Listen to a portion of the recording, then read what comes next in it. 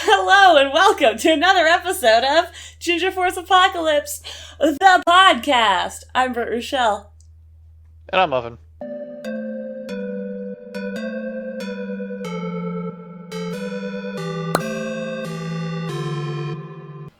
And we are 1 week away from Thanksgiving. There will be no GFAP stream on Thanksgiving. There might be some kind of game stream, but it likely won't be co-op Halo. Actually, no, it definitely won't be because you just said you'll be out of state. Muffin will be... I don't know if we're actually going to be out of state, but we will definitely be at somebody else's house for Thanksgiving. Yeah, so there won't be a Halo stream. There might be a different kind of game stream next Thursday. From my end, I'll keep you updated on that fun stuff. But yeah, so I suppose to start this episode off, to be real cheesy about it, I want to know what Muffin is thankful for this year. My daughter and my wife. Figured you'd say that. That's a good answer. It's a good answer. I bet like hell it is. I've been mad if you didn't. I've been like, remember your wife and child? And you've been like, right. That's good. Family. Well, what are you thankful for? I am thankful for good friends, a busy streaming schedule, and all the good stuff that's coming up soon. Like the fact that if I schedule out my classes right, I could be graduating next fall. Yay? Oh. It is yay. I don't know if that's a good thing, so... I'll be done with college. Yes, I'll have a degree. Oh! I'll be graduating college next fall, bro. If I play my cards. Wow! Good for you! I'm so proud. I'll have a degree. A degree in what? Interdisciplinary Tomfoolery? studies with a focus on speech-language pathology and psych, actually. So I'll have a... So, let me ask you this now. Yeah. With your degree, what do you plan on doing? I've got some options. I've got some ideas rattling around in the old noggin. There's, sign language interpreting. I could go into the schools. I could use it to back up and support the stuff that I do here. Basically, just when I make a claim, they'll be like, what are your credentials? And I'll pull up my degree and go... Mm-hmm. So... Interesting. Yeah! Anyways, I'm very, very excited about that. And actually, I'm planning on joining a gym, probably not till after the first of the year, the way it's looking, but I found this really cool gym that has a lot of different... It's like an MMA gym. It has jiu-jitsu, pro wrestling, even armored combat, which is awesome. So probably going to end up joining that gym after the first of the year when they're moved into their new building. And things are looking up. I'm pretty excited about everything that's been going on. That's cool. Mm-hmm. Proud of you. Thank for you. Doing the thing. I try. Should be ashamed of yourself. Maybe a little, but that's okay. Have you gotten into any good gaming this week, Muffin? No, I haven't, unfortunately. Yep. I'm basically just doing nothing. Doing nothing but working and loving on the fam. Pretty much, yeah. One day, Ellie will be old enough to game, and then you can sucker your wifey into doing a family game night with the three of you. Playing a video game or something. Yeah, I don't know about doing family game night, but it's definitely going to be hey, we're not doing anything, so we're just going to go and play some, like, Minecraft or something, and you're just going to have to deal with it. Do a daddy-daughter gaming session. That sounds adorable. Exactly. I love that. I gotta love it. Yeah, so Minecraft is a perfect kind of starter game because you can do creative mode where you learn how to do shit, or you could just throw her in on survival mode and she'll learn about things like inventory management and in-game combat. I'm pretty much gonna do that. I'm just gonna throw her into it. That makes sense. That's really the best way to do it. I did start playing a couple new games. Actually, the main new one that I started actually was It's called The Bard's Tale. And it's a remaster of some 80s RPGs. And a top-down action RPG starring a very sassy bard who you learn some spells, and that's your main fighting style, unless you want to, upgrade your weapons. But you basically upgrade your stats like it's a D&D character sheet, and it helps you throughout the game. You can buy stuff. And right now I am on my way to rescue the princess, but I keep getting my ass kicked by wolves. So I'm having I'm going around doing earlier side quests that I missed so I can get enough money to afford better armor. And that's where I'm... Okay. Yeah. It's actually quite fun. It's on Game Pass. I'm playing it on PC. But I do recommend it. It's a fun time. I think you'd actually really like it. The controls can be a little bit janky, but maybe they're better on a console than PC. Hard to say. I did play some Fortnite last week. I got number 2 overall once, so that was fun. I almost got that victory royale. And I think someone actually gifted me Battle Pass, because I opened it up today just to open up the store and basically see how much V-Bucks cost for the sake of our next episode we're doing. And suddenly I had Fortnite crew and all these skins to unlock and all this stuff to do. And I was like, did someone gift me Battle Pass? Because I did not subscribe to this. And whoever it was, I think it was Dionysus on OnlyFriends. So if that was you, thank you. I know you sent me at least one gift, but I'm pretty sure yesterday he was talking about gifting me a Battle Pass. Oh yeah, go ahead and DM me about that, Steve. Sorry, I just saw this. Yep, chicken jockey indeed. But yeah, so I have Battle Pass now, I guess. So I'll get some cool stuff from Fortnite as I go. Let's see. I'm maybe almost halfway through Alien Isolation. I say maybe almost halfway through because someone in the chat was helping me navigate this week, and they let me know I was on mission 10 out of 19. So I'm getting there, slow but steady. I'm finally officially out of Med Bay. I'm at the part where I'm trying to trap the alien so we can just kill it with fire. And hell yeah. And they had to basically let it go to let Ripley go, so that was kind of like a whole nothing burger. But in context of the game, it did make sense. I really hope I clipped it. I have to go back and check my clips, which I have to do anyways. But I did something kind of messed up. Basically, it's a him or me situation. So you know that area at the beginning of the game? It's the first time you encounter the hostile humans, and anytime they see you, they're just going to start shooting at you. So I passed back through that area, but it's after all of that, and after I teamed up with everybody. So I foolishly thought, even though it was the same section, I foolishly thought they wouldn't be hostile anymore. So after crouching around a little bit, I was like, wait a minute. They're not hostile anymore. I can walk around freely. So I just, stand up, walk my happy ass up the stairs, and go figure this bitch starts shooting at me. And so I hide in the corner, start, pulling out my revolver.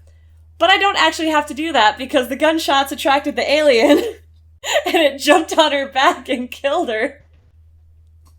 And I just kind of let it happen. And then threw a Molotov at it so that it would go away and I can walk free. So I was like, I could have maybe done something, but no. No, they can both burn. You shot at me first. Hey, Matt. So, and I think when I played, are you in the part where you have to go through the vents to hide from it in the big spaceship dome area?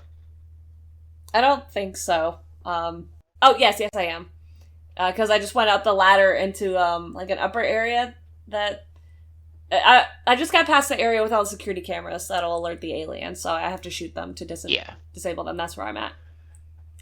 So, in that part, I think I managed to get, one of the androids to follow me, and then I just pushed them. Mm-hmm. and shot at him, so the alien just mauled him to death instead of me, and I ran around. Oh, that's so smart. I didn't realize the alien would maul a synthetic. That's amazing. Well, an android. There's a difference between androids and synthetics, but yeah. A lot of it's mainly just, not survival of the fittest, but like... It's him or me. Yeah. It's sacrifice. Mm-hmm. That's one of my favorite little flavor texts as you go through the game. Is Ripley's not a violent person, but she will do what she needs to in order to survive. Like, that tracks. Just like her mom. Exactly. Though if you watch Alien 4, she does become more violent, but that's for a totally different reason. You watched Alien Resurrection, right? Great movie. Yet. Great movie. Love Alien Resurrection. Won't spoil a damn thing. But which Alien movies have you seen? I forget. I know you watched Alien Earth and Alien, like the first one, right? I would not be able to tell you. My wife is the one keeping track. Okay. Can you tell me what happens in the Alien movies that you've seen? The last one that I saw was the government bombs the city after the alien jumps out of the Predator's body. Oh, that was... Becomes a full... I think that was AVP 2. Yeah, it sounds like Alien vs. Predator 2. Who knows? You're just watching it in a different order than I am, because... We're watching it in chronological order. Ah. Yeah, fair. Again, like I said, different order, because the way me and my friends went through it, because I hadn't seen any of them, so we had a good, 2 weeks where every night was just a new movie. Because we watched... Or maybe it was a week and a half. Anyways, we started with the Alien films, so we watched the first 4 Alien films, then we watched the first 2 Predator films, and then we watched Alien vs. Predator and Alien vs. Predator 2. Yeah, so you just watch Alien vs. Predator 2, because the first one's the one that takes place in, Antarctica. Yes. Yep. I've seen that one. Mm-hmm. Well, then let me ask you... That was the one where the guy gets, the Predator gets infected with the facehugger thing. Yep. And does this ring a bell? Game over, man! Game over! No. Okay. Oh, that's the best one! Aliens is... I love 4, but the best, objectively, in my opinion, best Alien movie is Aliens, the second one. You got... Again, we're going through them in chronological order. If it is not in chronological order, we have not seen it yet. But when we get up to it, we're pausing on, I think, the 17th, because that's when Fallout comes out. That's fair. I got it. Got to see the new season. Drink your sody pops. I'm excited for her reaction to you getting her, because that's so thoughtful and sweet. I do think I'm at the final boss of Doom Eternal, though, so I should be beating, knock on wood, Doom Eternal next week. Really excited about that. Oh, another fun little thing. So, because I've been having such trouble on PC and Xbox downloading Doom the Dark Ages, I thought I'll just play it on PlayStation. I'll cough up the money, I'll buy it there. Oh, that really sucks to hear. Why are restaurants in Denver not giving you water anymore? Anyways. What does that have to do with anything? I'm sorry. It doesn't. It doesn't, but that's really annoying. But no, so anyways, so I want to play Doom the Dark Ages, especially after I finish Doom Eternal. But guess how much free space I need on my PlayStation in order to download it if I were to buy it? Wait, sorry. I'm reading. Go ahead. It asked me for 877 gigabytes of free space just to download Doom the Dark Ages. Hold on, because I have Doom the Dark Ages downloaded. You're talking about PC, right? No, that's on PlayStation 5. Oh, I was about to say, Doom the Dark Ages. Or maybe it's 87, but still, it was a ridiculous amount of gigs. Actually, no, if it was 87, I would have just bought it. It was a lot of freaking gigs. Yeah. Yeah, Sergio says it's not even worth the playthrough, which actually deeply depresses me because that was my most hyped game of last year. That was all I would talk about on this podcast, was Doom the Dark Ages. And now everyone's saying it's, including you, it's meh. When Doom Eternal's been such a freaking amazing game. And I love the, Doom 2016. I'll play it if I can. PlayStation won't let me because I don't want to wipe my entire PlayStation just to play one game. Alright, then I guess it's not worth it anyways because the optimization's bad. I think one of the things I'm going to invest in next year is a new graphics card or whatever I need for my PC. So I'll probably be able to play it on PC next year. You need a new board before you do that. Okay, I'll get that then. Whatever I have to do. But... You know what you have to do. Xbox... You just don't want to accept it. I don't want to pay the money for it. No, just build your own. Just do it. Even though you still have to pay for the parts, Muffin. Not if you salvage. I paid for half of the parts off of this entire desktop that I have. It's called Frankenstein. Literally the only thing that I've paid for is the water cooler, the graphics card, and the CPU. Everything else I mummified from different computers. Amazing. Minus the case. The case was a Christmas gift. It's pretty amazing. Alright, fellas. Let's stop yapping and get into some news. Oh wait, that's the wrong... There we go. Alright, first up on the docket, we've got the Game Awards nominees for 2025. Let's see, is your favorite game on there? Let's find out. On the next episode of Dragon Ball Z. Apparently, popular streamer Shroud is urging fans not to vote for Claire Obscure Expedition 33 for Game of the Year, even though it is probably one of the best reviewed games of this year that I've seen, so... I don't see why it wouldn't. I haven't heard nearly as much praise for Arc Raiders, but that's the people. The people will decide. Anywho, so I've only seen quite a few things about Arc Raiders. Yeah. Not a lot of it's like you should play. It's just, well, today I'm playing this new game, Arc Raiders. Mm-hmm. It's pretty cool. It's kind of meh, but you get what you get, and that's it. That doesn't sound super exciting or encouraging. No! Whereas, as far as I can tell, everyone who's played Claire Obscure is like, oh my god, this is amazing! Oh, this is so good! Oh my freaking god! Mind blown! See, I've also heard very mixed reviews of that. Really? That's fair. Maybe I've only seen the positive ones. There was a demo out for a little bit. Yeah. It was not good, I'm telling you now. Then again, I don't really like turn-based games like that. Yeah, so... If I wasn't going to trust anyone to review that game, Muffin, it wouldn't be you. You are hey, that's totally fine.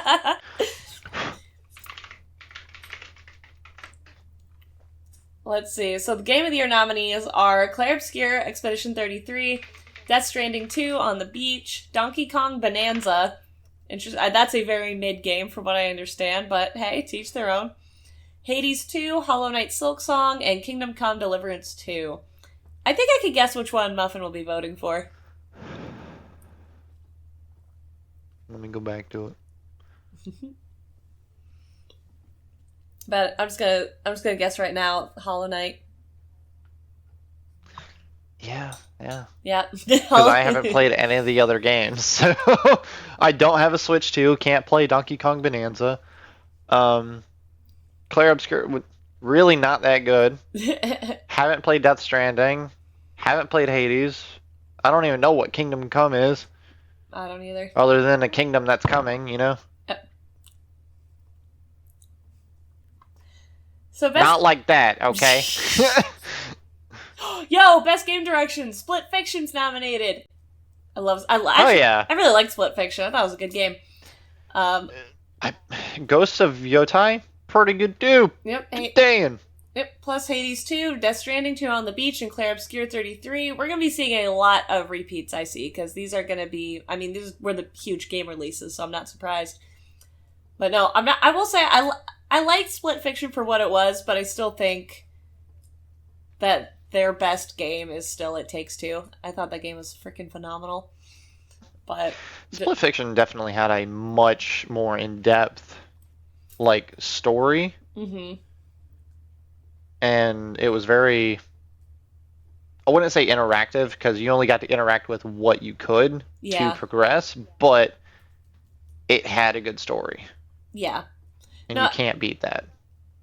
I agree, and that's where I will say I still stand by what I say, though, about It Takes Two, because it does take not only what's such a depressing and kind of boring subject, like relationship issues leading into divorce, not even from anything like, oh, he cheated, or, you know, she's a hoe or something. It literally just because the spark was lost in their marriage. And it takes a concept like that and not only explores it in a really, and not just an exciting way, but it's entertaining and it's funny, and it's, I thought the story was really good. I just think less of a story like ABC, This Happens, it's more of the exploration of a concept of what a relationship is, but they did it in a way that's exciting and entertaining somehow. You know what I mean? Yeah. So, I thought it was fabulous. I loved It Takes Two. But that's not nominated because it didn't come out this year. It's the year for Split Fiction. That is what I will be voting for. I'm just gonna spoil it for everybody right now. Excuse me, sorry. Best Art Direction, Clair Obscur, Death Stranding, Ghost of Yotei, Hades 2, and the new Hollow Knight. I'm gonna say Hollow Knight. It's the most Hollow Knight. It's the most creative. Though Ghost of Yotei was really good too, so I mean, art direction wise, I didn't actually play it, but I've seen trailers for it, so it looks pretty. Is my official opinion on that. Oh, here we go. Best score in music: Hollow Knight, Hades, Clair Obscur, Ghost of Yotei, Death Stranding. I will say there were more games that came out this year than those games, but I guess they must have just those are the AAA games. Those are the good ones that came out this year, or the big ticket ones. So let's see. Best audio design: Battlefield 6, Clair Obscur, Death Stranding, Ghost of Yotei, and Silent Hill F. The Silent Hill games are known for their ambient, bone-chilling type auras. So I think that's a good contender. What do you think? Yeah. Yeah. I'll agree. Best performance: Ben Starr and Charlie Cox, both from Clair Obscur, Erika Ishii from Ghost of Yotei, Jennifer English from Clair Obscur, Konatsu Kato from Silent Hill F, and Troy Baker from Indiana Jones and the Great Circle. Games for Impact: I've only heard of 2 of these. Let's see. Consume Me, Des Belote, Lost Records, Bloom and Rage, South of Midnight, and Wander Stop. Actually, I think I installed South of Midnight and Lost Records. I just haven't gotten around to playing them yet. So as I go through and beat these other games, I will get around to playing them. I swear. And I will start playing them in a more timely fashion. Hence, again, I don't know if y'all noticed, but I've been streaming a lot lately, and that's not going to change. If anything, it's only going to increase.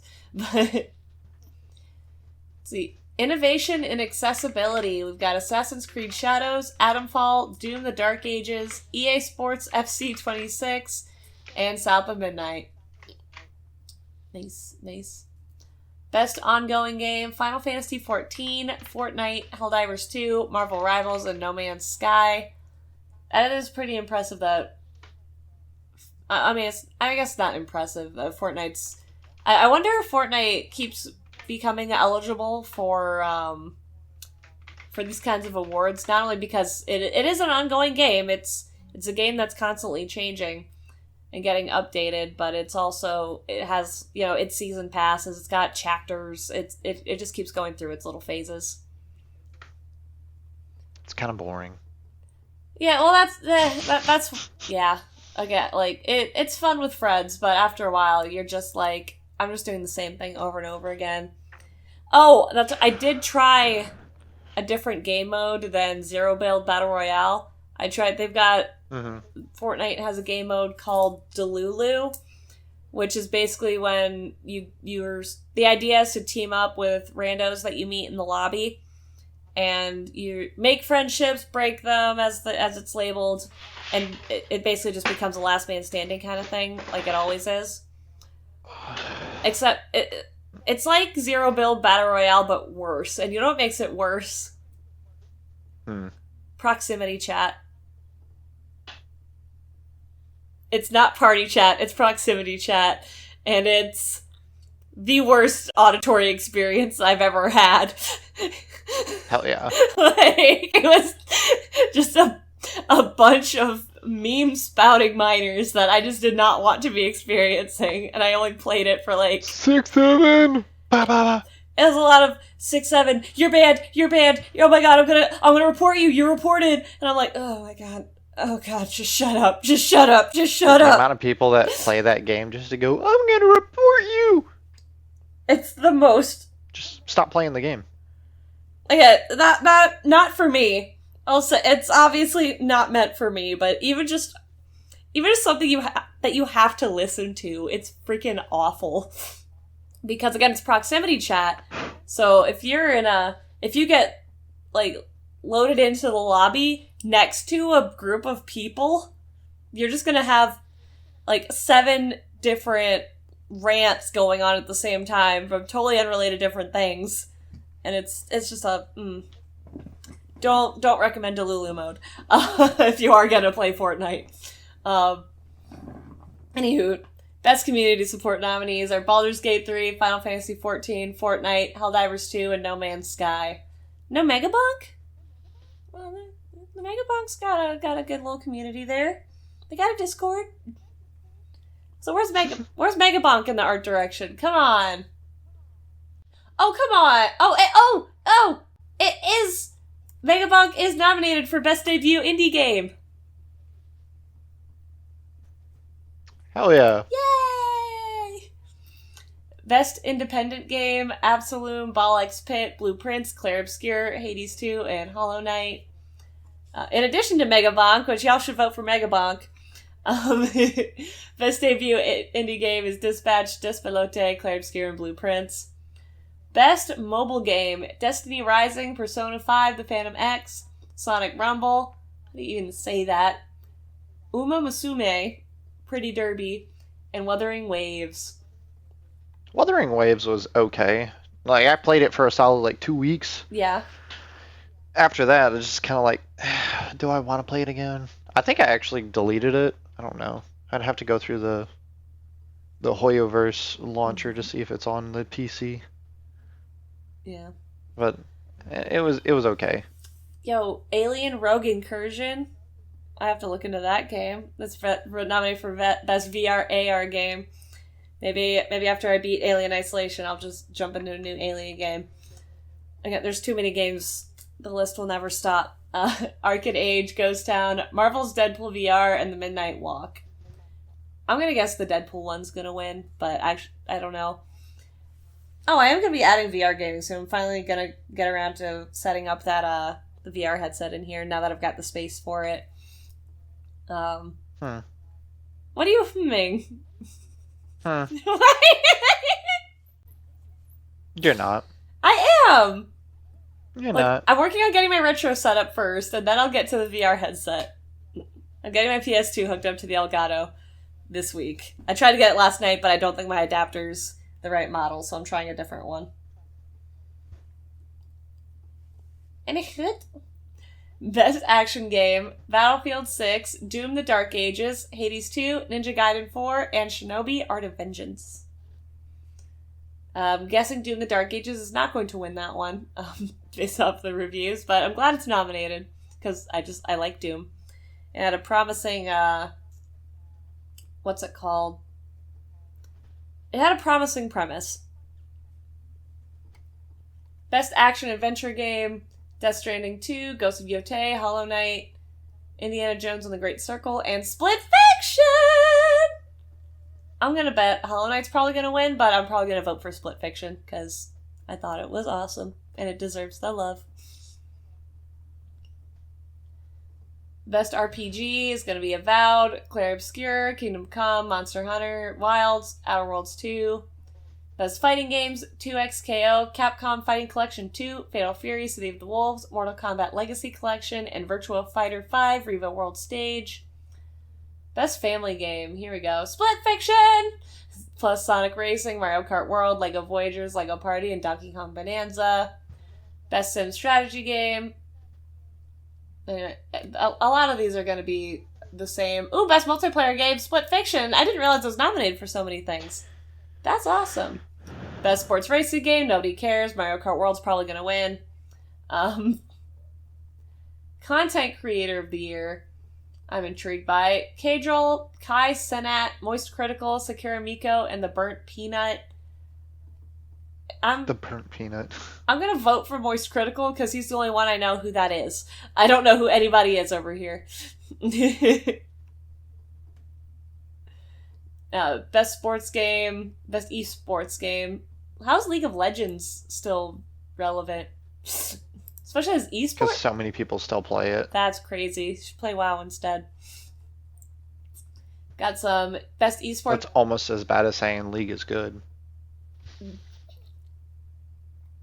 got some Best Esports Games, or Esports Teams. None of this, if you know who these people are, great. Best Adaptation, a Minecraft movie, Devil May Cry, Splinter Cell, Death Watch, The Last of Us Season 2, or Until Dawn. I kind of hope a Minecraft movie wins, but that's just because it's the goofiest of the bunch, I guess. But hey, next year, Fallout Season 2 could be nominated. There we go. Most Anticipated Game, 007 First Light, Marvel's Wolverine, GTA 6, Resident Evil Requiem, and The Witcher 4. Hey, you know what that means? Huh. We got a nomination for GTA 6 before we got GTA 6.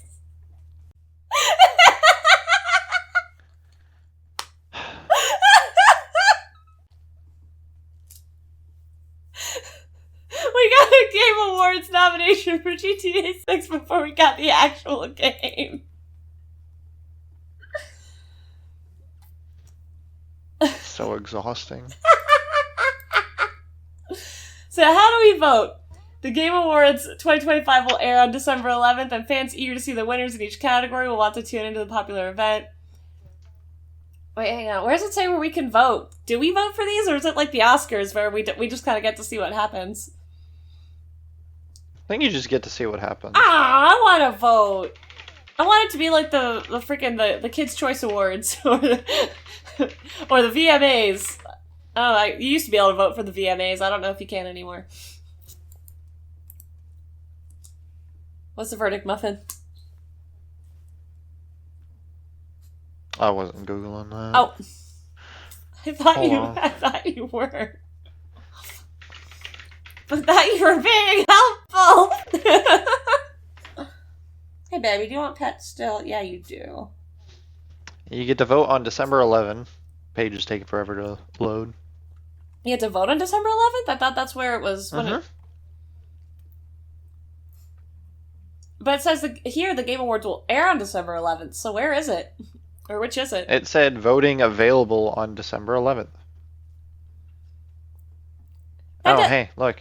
Vote now. Start voting. You can vote now! I was gonna say, because it doesn't make sense to have the voting day be the same day as the day it airs. But, no, I'm gonna I'll sign in through Twitch just to cast my votes. Sweet. I will go ahead and... Oh, Oakley. We're gonna vote. Game Awards 2025. Next category. Best Game Direction. That one. There's a lot of categories. I just want to vote. I'm not going to vote now, but... Why? Oh, because we've got a podcast to do. I can... Vote, damn it! Oh, wait, it's 21... Yo! We could do a live, watch party of the Game Awards, bro. That could be our podcast. We could react to it and stuff. Maybe. I don't know. I'll email OFTV and see if that's going to be a problem. But no, it just... Where is it? It would just be a reaction. I don't see why that would be anything against what. Fine. Anyways. Hey, I'm just saying. Just saying. Are you just saying? That's me. Mm-hmm. All right, I'll get to voting after this. All right, let's move on. So this is interesting. AI's at it again, and by that I mean the Subnautica 2 publishers are at it again. They reportedly asked ChatGPT for help to avoid the $250 million payment. They're going to have to start putting a disclaimer on ChatGPT saying this does not count as legal advice and we're not responsible for any of the decisions made that you make with the service. Because otherwise they're going to be in some legal trouble. According to a recent pretrial brief, Subnautica 2 publisher Krafton allegedly utilized ChatGPT when seeking legal ways to get out of a $250 million earnout to developer Unknown Worlds Entertainment for hitting certain milestones. The Subnautica 2 developers' co-founders, Charles Cleveland, Max McGuire, and Ted Gill, have been suing Krafton roughly since their terminations in July 2025. In recent weeks, Krafton has also dedicated itself to being an AI-first company. Bad move. Following a speech from Krafton CEO Kim Chang-han in October, the company has reportedly moved to buying out current employee contracts to reduce its workforce, as first reported by Business Korea. Business Korea reports that, in an internal announcement on November 12th, employees who worked for less than a year could be bought out for 6 months' worth of pay, while employees with 11 or more years at Krafton could collect 3 years' worth of salary. Yeah, we did talk about that last week a bit. All the while, the legal dispute between Unknown Worlds Entertainment and Krafton has been developing week by week.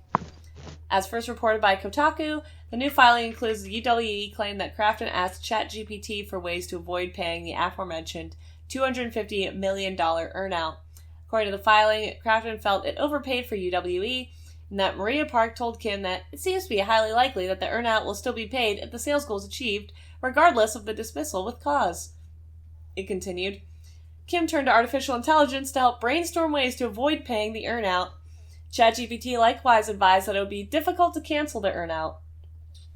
Subnautica 2 co-founders also claimed that Krafton would not produce these ChatGPT conversations, saying they no longer existed. Kotaku further reports that Krafton disputes the claim, calling it a distraction from the co-founders' efforts to destroy evidence, namely anything incriminating from their own ChatGPT accounts. Yeah, if you can subpoena that shit. I'm sure someone's got a record of it somewhere. And if they summon subpoena ChatGPT, and they don't deliver, that's suspicious. Very suspicious. We've got a short timeline here. If you want to, pause and take a look at that. Both lawsuits do remain pending. It's the main update I want to focus on. It is amid these lawsuits that Krafton has come forward as an AI-first company, reportedly offered these buyouts, and allegedly used ChatGPT in an attempt to avoid the $250 million earnout.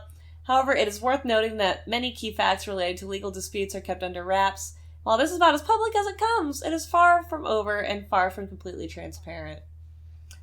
And for many fans, this has created a lot of confusion around any reveal for Subnautica 2, especially given how beloved it is. Subnautica 2 still officially has an early access release date of 2026, but it is possible these legal proceedings could impact it further.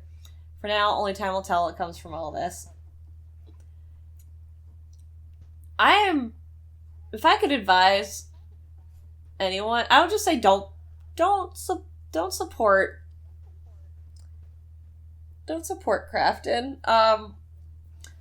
AI first just means no artists, bad things for the environment, and less developers with jobs, and also just no creativity. It literally just rehashing the same stuff that's been done over and over for decades of gaming. So I'm gonna say fuck them. Fuck Subnautica 2. Fuck its release. I never played Subnautica, so I don't actually have any particular, beef or love for the game itself. But the sequel can shove it. That's how I feel about it. Indeed they can. Because fuck them. Fuck them. Fuck them. So this is intriguing. PS5 just got a big new update. I actually haven't booted up my PS5 since... What did I play last night? Bard's Tale and Rocksmith. So literally since yesterday morning. Let's see what's in this update. Sony surprised fans with a brand new update for the PS5, bringing some new features to the console's Welcome Hub. While there aren't any other changes beyond updates to the PlayStation 5 Welcome Hub, it still gives fans eager for more customization options plenty to check out, including a new dynamic background that adjusts with the seasons and a widget that displays a user's recent game stats. Back in December 24, a new PlayStation 5 update added the Welcome Hub, a feature that allows players to customize their console experience with widgets, backgrounds, and more. Following the release of the 24.06-10.0000 update last year, PlayStation 5 users are now met with the Welcome Hub whenever they turn their console on. From here, players can add, remove, or resize widgets and change the background of the hub. This allows players to get at-a-glance information such as controller battery, online friends, wishlist details, trophies, and much, much more. Okay, I like this. I like the dynamic backgrounds. That's actually pretty cute to go with the seasons. But... Hey, you know what else has dynamic backgrounds? PS4? PlayStation 3. Oh, yeah. You know what it doesn't need? An update for that. Yeah, That's probably going to go away in the next month. I hope not, but again, we'll see. But you know what? I was going to say, it's interesting. We got this, something nobody has been asking for. Admittedly, is cute, but no one has been asking for. But we couldn't get those old school themes back. Or the PlayStation anniversary startup screen couldn't just stay on. You know what I mean? Yeah. Like, I want to boot up my PlayStation 5 and hear the sound of a PlayStation 1. It's not that complicated. Like, you already... Just get a PlayStation 1. I have one. I actually am working on... I'm getting a new AV to HDMI adapter so I can stream it. Because the one I have, I think, is just incompatible with the Elgato I have. So I'm trying a different brand and a different kind of adapter. But I actually am going to start doing a retro night on original hardware. And I do have a PlayStation 5. Or I have all the PlayStations, actually. I have 1, 2, 3, 4, and 5. So I'm set. Oh, yeah. It's going to be sweet. I'm excited. Nope, yep. Here we go. Didn't even get to this part yet. But, yeah. This, unfortunately, still isn't the type of customization that fans have been begging for. Unlike the days of the PS3 and PlayStation 4, as Muffin points out, PS5 does not allow for themes outside of the classic PlayStation ones that were first introduced for the PS1's 30th anniversary. These themes first rolled out in December 2024, but were removed in January 2025, as Sony only intended for them to be available for a limited time. However, after a huge amount of requests from fans, they made their return in April and are now available permanently. PS5... Oh wait, it is? It is available permanently? Probably the dynamic backgrounds, but not yeah. Not anything else. Sorry, that was the things that people actually want. Yeah, Kyle, buddy, you kind of wrote that a little bit in a confusing fashion. I might adjust that a bit if you can edit that article. What's that? Oh, okay. I guess that's interesting. The PS5 also got a new update back in October, which added the useful new feature that allows users to check the serial number of their controllers and console directly from the settings. Which, for help tickets, that's super, super helpful, because then you don't have to, wiggle your PlayStation trying to find that damn serial number. You could just look at the back. But you don't have to. You can just go into your settings and look at it. You can keep the PlayStation itself stationary and stable. Hmm. I'm just saying, I think it's useful. I think you guys are just trying to find any sort of convenience out of this most inconvenient console. Yes. But, you know. You're not wrong. It's not my best console experience, I'll admit. Alright, Twitch has revealed changes to clips amid a view-botting battle. Let's see what's going on here. On November 19th, Twitch announced it was rolling out some changes to clip views as part of its ongoing campaign about view bots, as clip view counts will now be tallied across stories and supported platforms.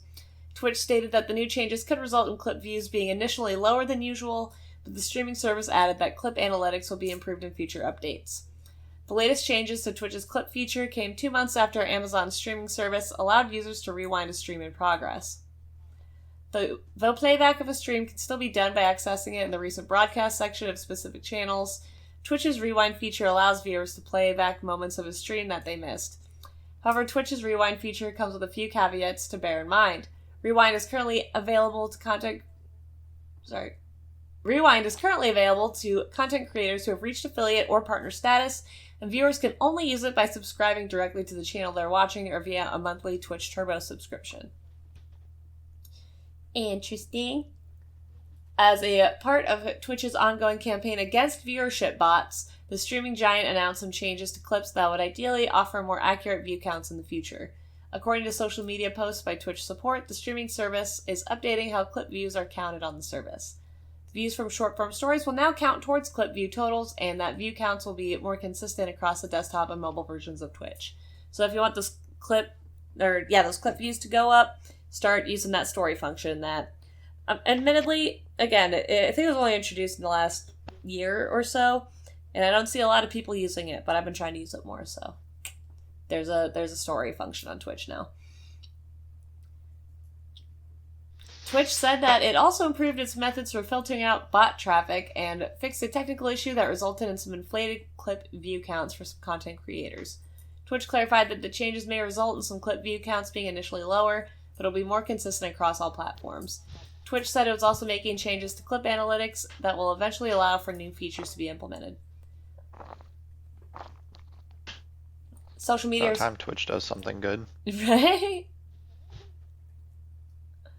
Social media responses to Twitch's clip view changes were mixed. Despite the changes to clips, a recurring response from streamers called on Twitch to fix a controversial change made over the summer to address view botting. The changes essentially stopped counting lurkers as viewers, and came as Twitch content reporters reported a loss in viewers and ad revenue throughout 2025. And yeah, lurkers considered a viewer that does not interact with chat, but yeah. Lurkers are fine. Like, leave the lurkers alone. Let them have their freaking window open. Lurkers are fine, as long as they're not bots. Yes and no. I mean, lurkers don't do anything particular. Bots are just bots. Yeah. So what are you disagreeing with? Would you prefer... I mean, I would prefer an active chat. I love an active chat. I think I do prefer it, but I also understand that some people, particularly like truckers or warehouse workers, they'll have a stream on just so they have something in their ear, something to listen to while they're doing their job. So they sometimes can't actively be chatting. But I don't know. What's your opinion on lurkers? They were good to begin with. Mm-hmm. When Twitch changed it to where they don't count towards an active viewer, it kind of just ruined the whole thing. Yeah, okay, so we're totally in agreement. So when I said leave lurkers alone, that I was yelling at that rhetorically at Twitch. Yeah. So, okay, we're on the same page. There's a little bit of a kerfuffle in the communication.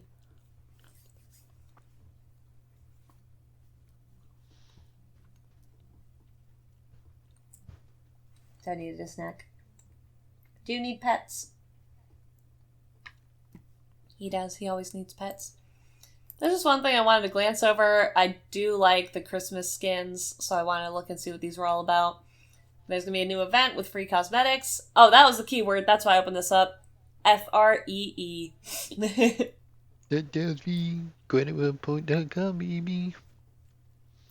It's all yours. Okay, I've got the sound. We'll play it at least one time. Yes. Epic Games has officially announced a new event coming to Fortnite on November 19th called Party Up Winter Rush, which will encourage players to link up with friends in a wide variety of game modes to earn XP and free cosmetics. Fortnite is currently preparing to launch Chapter 7 of the popular Battle Royale, an event that will likely introduce players to a whole new map and fresh gameplay features. Till Chapter 7 makes its official debut, gamers can enjoy the current collaboration between Fortnite and The Simpsons. It is, again, it's fun for what it is. I will admit that, but it's as repetitive as it's ever been. It's just got some cute new things.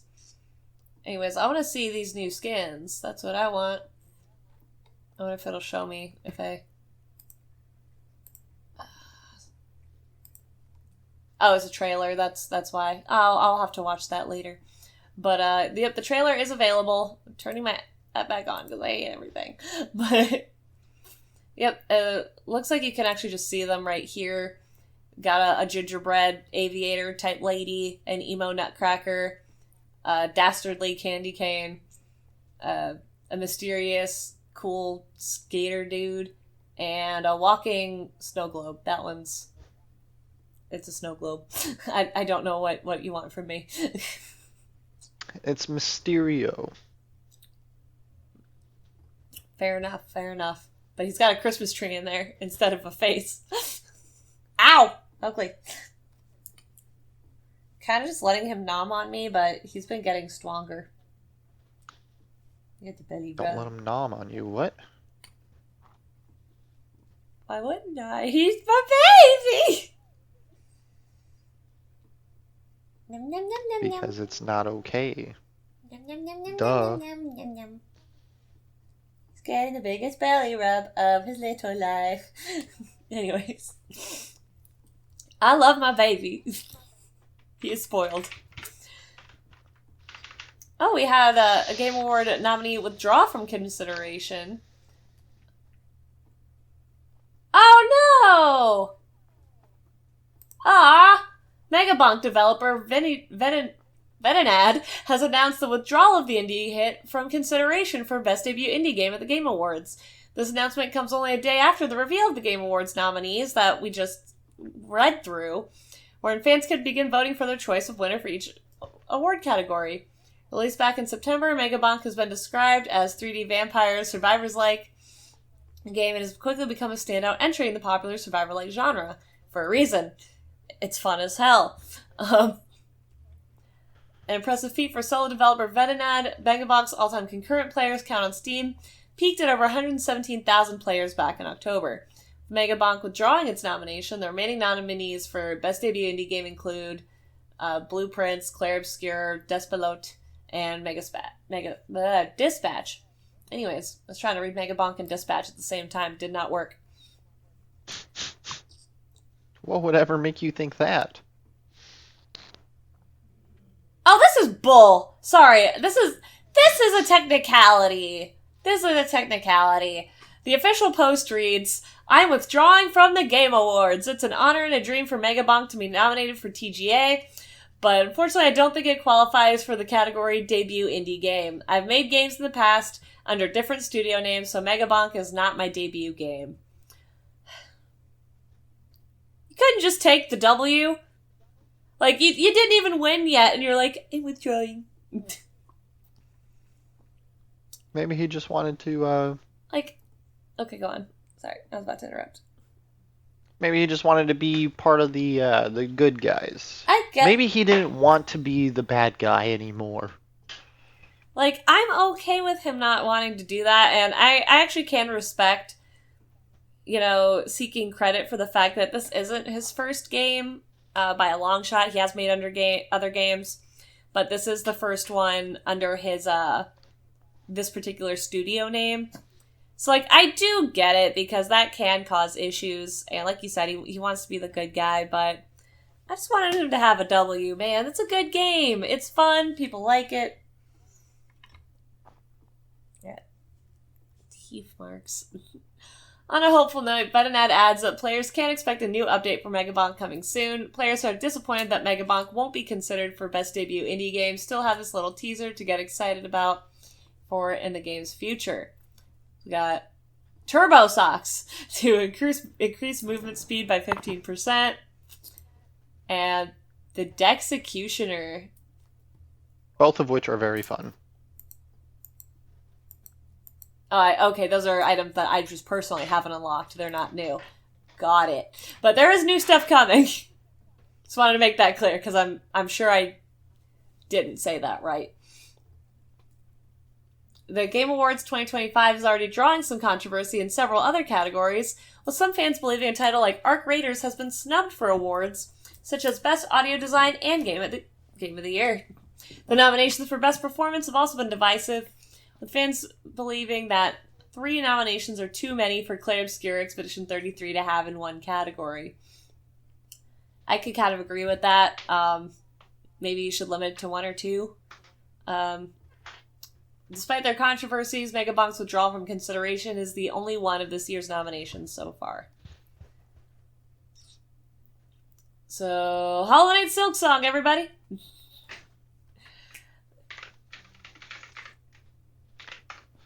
Silksong's still top dollar.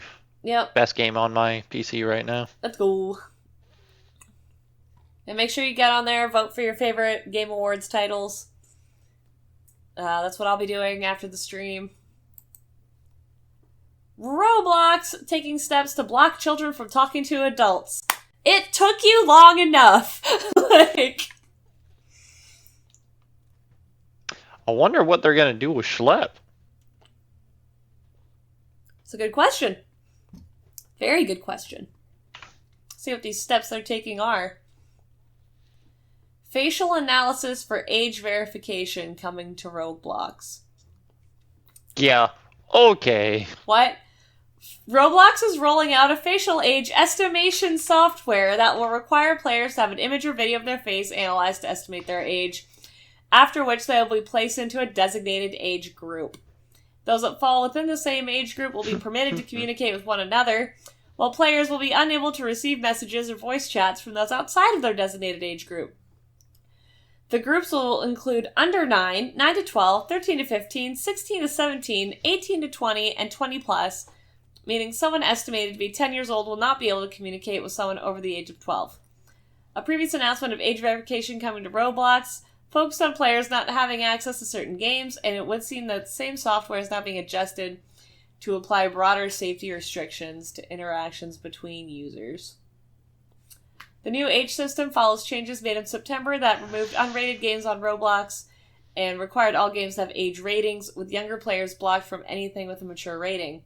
That update may explain the adjusted use of facial analysis software, which immediately deletes and does not store any record of the utilized imaging, though many are hoping for sufficient overlap and further improvements to Roblox's safety features.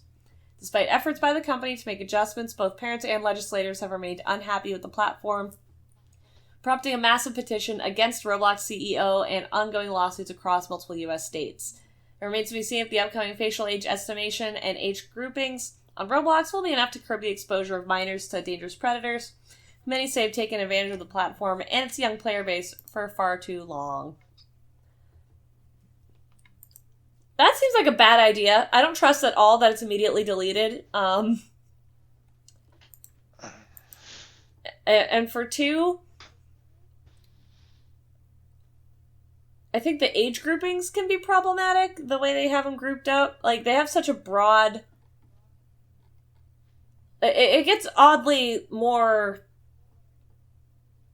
exclusive. Specific. Yeah, like, because you've got under 9, which ranges... going to assume we've got, freaking toddlers on this game, because look at it. Let's say, for example, we've got 4 to 9, which itself is developmentally broad. Then you've got 9 to 12, which does make kind of sense. 13 to 15 does make kind of sense. Why wouldn't you have just 16... Or, like, why wouldn't you just have 13 to 17, I guess? I guess, and everyone, like, 17-year-olds can be problematic as well, I guess, but, like... I don't know. I just don't... Also, why wouldn't it just be 18 plus? Why would... I guess because there's the whole thing with grooming. That's been a whole thing lately. But 20-year-olds can get groomed too. Like, I don't get the logic on these age groupings. I really don't. Also, that means if, say, on the more innocent side of things, you know, Big Brother wants to play with Little Bro on the Roblox, guess they can't talk to each other. I feel like there would be a separate option for that. Probably, like party chat or at least Discord integration of some kind, but like... I don't know, something seems a little odd about facial analysis software in a kid's game. Yeah, that also goes with the whole, like, the spicy sites. Yeah. Especially down here in the South. All of them being blocked off for age verification because somebody else is deciding what to do with your free time, basically. Yeah. Not advocating for it. I'm not like, it's just, it's weird. It's a weird thing to kind of like, hey, in order to play this thing that you're purchasing or you're spending your time on, I, as the government, need your information. Yeah. That should... This is not okay. No.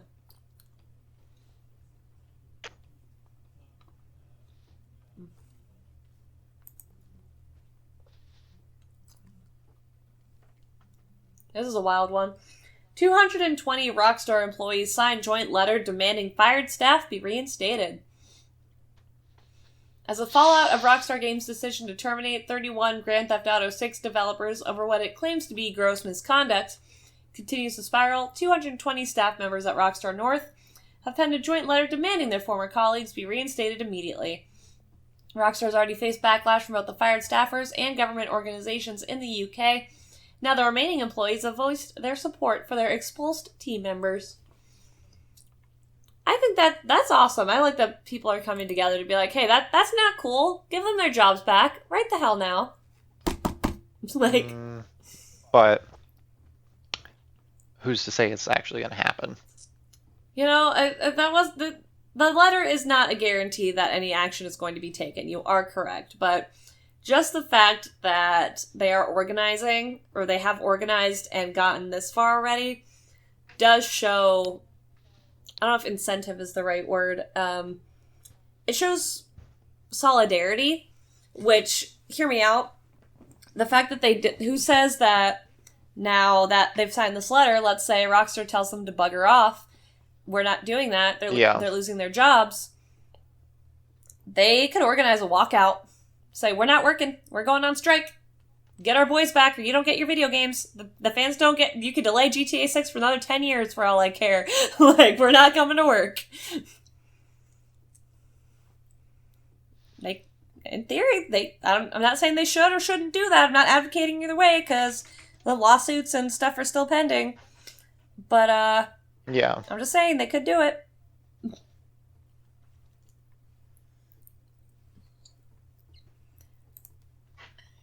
I think this one's a little bit different, so I'm gonna have to take a sec to adjust. Not much though.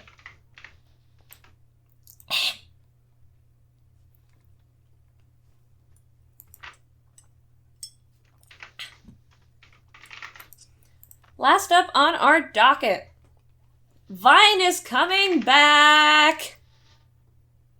At least that's the announcement that was made on November 12th.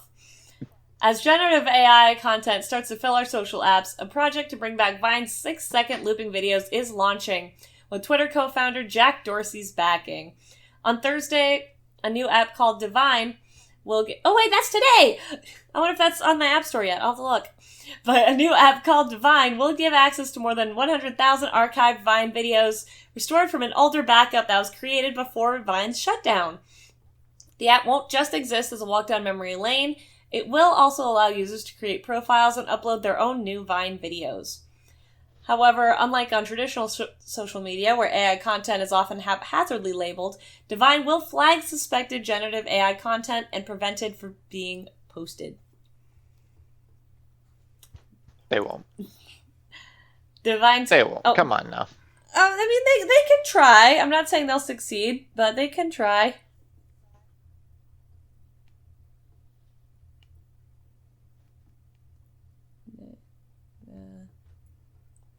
Break.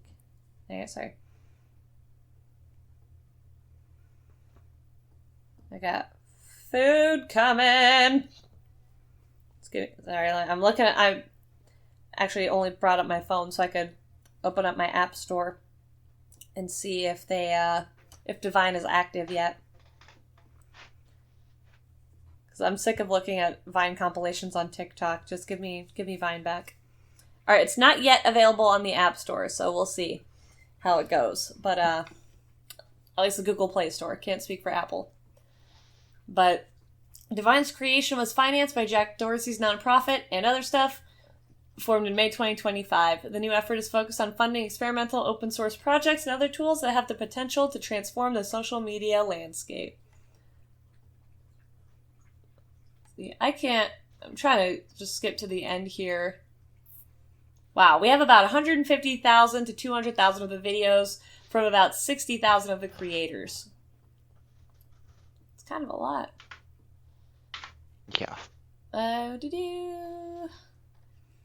To verify that new video uploads are human-made, Rabble is using technology from the human rights nonprofit The Guardian Project, which helps to verify that content was actually recorded on a smartphone, along with other checks. That's intriguing. Plus, because it's built on Nostr, a decentralized protocol favored by Dorsey, and is open source, developers can set up and create their own apps and run their own hosts, relays, and media servers. Do it for the loops. I want to know when it's coming back, though. Oh, it says Divine is available on both iOS and Android at divine.video. I'm going to go ahead and just send you that link in the chat. That way I can open it from my phone and test that out later. As you should. But no, I'm actually... So apparently Vine it's not coming back. Vine is back, y'all. Are you excited for Vine? Are you ready for 6-second videos part 2? No. You don't want... I can barely handle the TikToks now. You don't want to do it for the Vine? No. Well, you let us know what you think on all of our socials, which can be found at linktree/GFA Entertainment. We've got YouTube, TikTok, Instagram, Twitter. We've got it all. We also have a merch store. You can get a cute little necklace like this. We've got mugs, sweatshirts, stickers, all of your favorite things with the GFAP logo on them. And yeah, if you like my stuff, clearly you should already be following me. But if you're not, all my socials can be found at bertmichelle.com or bertmichelle.card.co. I do stream every day, and through the rage and losses and victories, we have a good time. And then you can find me at linktree/muffinsincere. Pop on in there, follow all of our links. I updated all of my link trees, so everything is there. And yeah, just follow us. Sweet. And until next time, thank you so much for watching and or listening to Ginger Force Apocalypse, the podcast. And keep fapping, folks.